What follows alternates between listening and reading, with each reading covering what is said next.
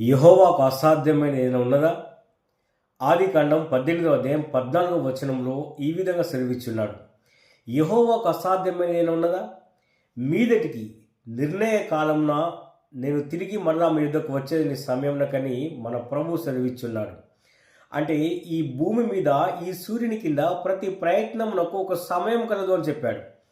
అంతేకాకుండా నా మాటలు వాటి కాలమందు నెరవేరును అన్నాడు.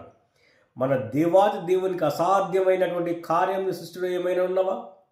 అందుకే ప్రియమైనటువంటి దేవుని ప్రజలారా, దేవుని బిడలారా, దేవుడు సమస్తమును చేయగల సర్వశక్తివంతుడైన దేవుడైనాడు.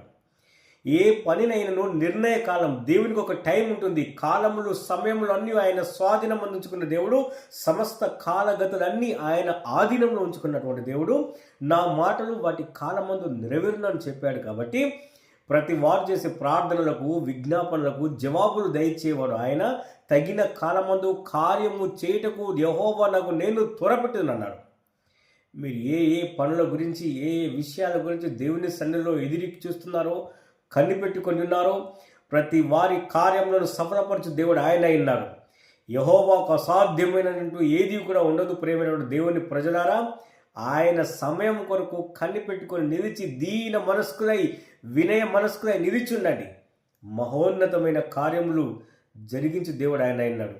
తగిన సమయమందు ఆయనే త్వరపెడతాడు. నిలిచి కనిపెట్టుకొని చూసి యెహోవా కార్యం చూసి ఆనందించుడి.